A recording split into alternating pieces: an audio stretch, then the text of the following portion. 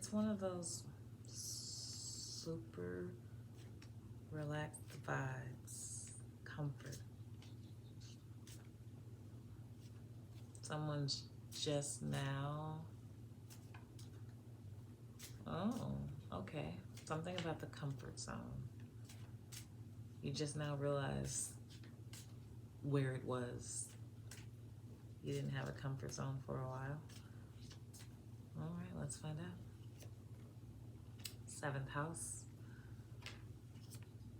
Sagittarius. 1st quarter moon, full moon, Neptune, Venus. 2nd house. Okay. This is a lot of truth. A lot of truth in here. All right, so that's 7th house, Libra, relationships, balance, justice, right? Justice. That resonates for some reason. Sagittarius, truth seeker, philosopher, higher education, religion, spirituality. I'm hearing the more you know, the more you grow. Okay, so whoever you are, wherever you are, you had to make a lot of sacrifices on the social front, and or you didn't have much going on socially most of your life. I don't know you, you don't know me. I'm not coming for your life. When I started, it was, this is about to be about the truth.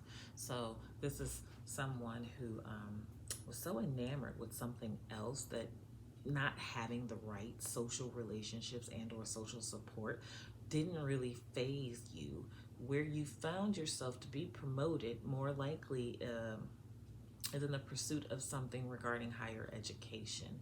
So much so that it's about to pay off for you. You're stepping into a new phase. And so I'm not sure if you were trying to slow yourself down, if something about your own smarts was not valued, not appreciated, not spoken to. It doesn't matter anymore, right? Like it doesn't matter anymore is what I'm hearing. Now, if it matters to you, process it, but it doesn't matter anymore because you're starting to see the truth. You've always stood out in school. They're saying go back to your school age memories. So in your school age memories, that was the thing that was always keeping you from others. It's almost like school represents a lot of new starts for you socially. You have a lot of, you've met a lot of people. You're very social. You just haven't felt the support of a lot of people. But your smarts doesn't let you wallow. So you're not someone who's, this is not someone who is woe is me and reflecting on being bullied. This is someone who has always found peace in study. All right, at the center is the full moon, right? So this is a new, this is like a whole renewing, a cleanse. So this is like combing through memories and ensuring that the proper emotions are now set with the experience. So it's just being, it's like being honest about the journey. And in being honest about the journey, it's recognizing where there has been a shortcoming, always feeling like you're on the outside. That's no longer. You're no longer going to feel like you're on the outside in a social setting or situation. So there's a renewing of how people see you and come to you and interact with you. But with that renewing, there's also a renewing for others. So there's something about, you've always been different.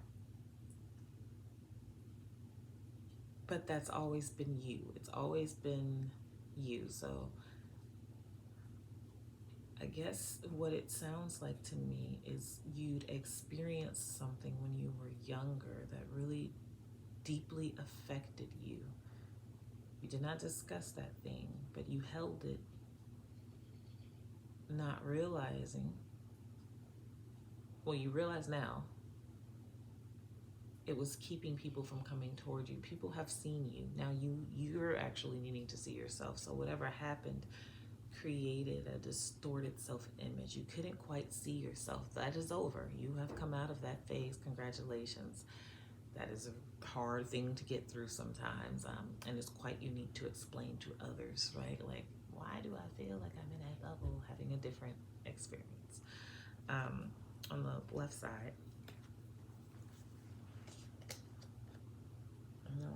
we've got Neptune.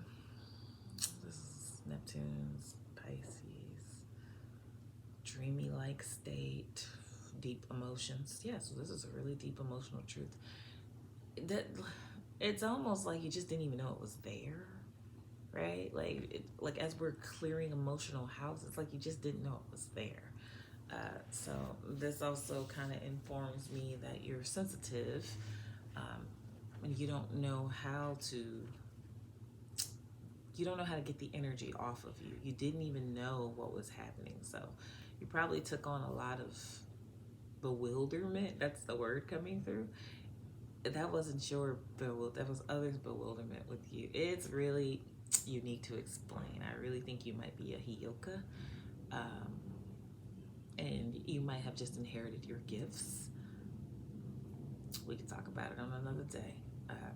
And so now you're trying to make sense of it. So that's probably why the memory is go back to, you're saying middle school. So middle school, whatever the emotional event was that stuck with you in junior high school. Okay, junior high school is when there's a certain energy about you, right? Some powerful lessons happen there. That's all I'm getting there. Going back to this deep emotional place and state, maybe a lot happened there, right? Enough to kind of create this split in your emotion and your logic. I'm getting that very clearly, that like you're very clear. There's emotion and then there's logic. And that creates a bewilderment. For Venus. Why was I going to say Virgo? I don't know. Maybe I'm talking to one. Analysis, right? So Virgo, like energy. So you're over analysis. So you're somebody who always really explored your feelings. You really wanted to understand them. More so than you wanted to understand other people. You just love, right? You love learning. You love learning about like what is going on. Like, why do I feel like that? Why do they feel that way? Right? And so you've been falling in love with understanding. That's really cool. That's awesome. So much so that you can make a career out of it, right? We're talking about second house value. So you value making meaning out of things. You value deeper meanings. What's nice about Venus and second house being right next to each other is that it's very much Taurus. It's like somebody with some serious earth energy. You could be a Taurus moon, you could be a Taurus rising, or you could be Taurus north node. I'm not hearing sun sign Taurus. I'm hearing a deeper elemental quality of Taurus. Okay. I'm also hearing finance. So that whatever this thing is that you love, it allows for money to come to you pretty easily. It's actually kind of natural to you. So you're one of those people who makes money naturally because you're a natural talent at something. So if you were kind of trying to figure out where you wanted to be, I guess you've known, or they're saying go back to that time where it kind of presented itself to you. So if this is, I keep hearing psychology. I don't think I have any Scorpio in there. So if you're someone who is interested in psychology, or someone interested in just one of the many different avenues in psychology, look deeper into it. I'm saying it's something that comes naturally to you in the realm of psychology. It's not necessarily psychology. What? Somebody getting ready to go to school, they want to major in psychology. They should minor in psychology. Okay, so you should minor in psychology. I don't know who you are, where you are. I'm seeing a campus, and as I'm looking at the campus, I'm seeing there are 2 doors to my left. Then there's like glass in front of me, and then there's a building. The building gets higher, so it's kind of short here. And there's glass, you can almost see through it. Students are walking. And then there's about 4 or 5 stories. I'm hearing minor in psychology. Whoa.